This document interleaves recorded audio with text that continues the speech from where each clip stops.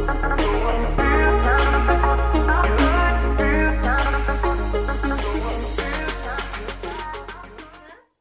Healthy आहार मध्ये तुम्हा सगळ्यांचे मनापासून खूप खूप स्वागत आहे। आज आपण कॉर्नची हलकी फुलकी कुरकुरीत भजिया बनवणार आहे आणि पावसाळ्यात तर भजिया खायचं म्हटलं की वेगळाच आनंद येते। चला तर मग भजिया करायला सुरुवात करूया।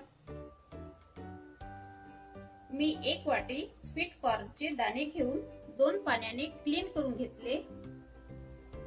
आता हे स्वीट कॉर्न मिक्सर पॉट मध्ये घालून अर्धवट चॉप करून घेते।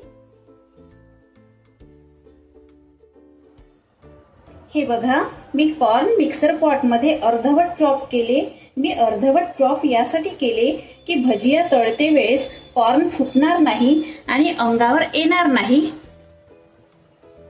आता यामध्ये अर्धा चम्मच मीठ घालू आणि हाताने प्रेस करून 2 मिनिट मॅश करू।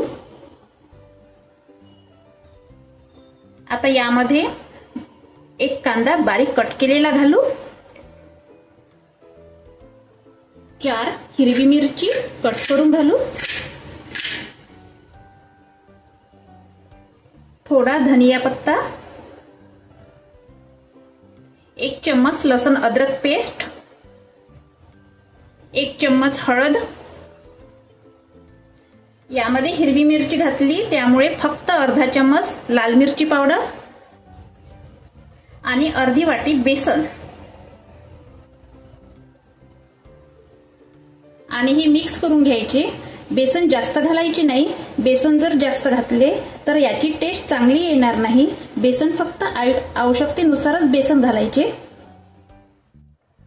आता भजिया तळण्यासाठी मिश्रण आपले तयार झालेले आहे।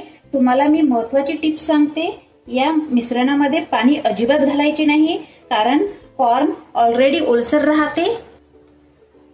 आता भजिया तळण्यासाठी हे मिश्रण साइडने ठेवू आणि गॅस ऑन करू। आता भजिया तळण्यासाठी पॅन मध्ये तेल घालू। आपले तेल गरम झालेले आहे।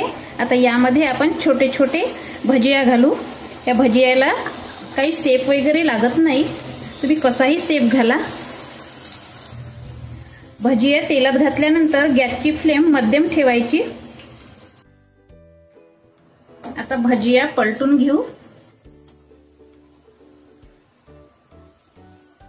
आता हे भजे एका प्लेट मध्ये काढून घेऊ आणि बाकीचे भजिया असेच करून घेऊ। आपले भजे तळून झालेले आहे। आता गॅस ऑफ करू। हे बघा, आपले गरमागरम कॉर्न भजिया झाले आहे।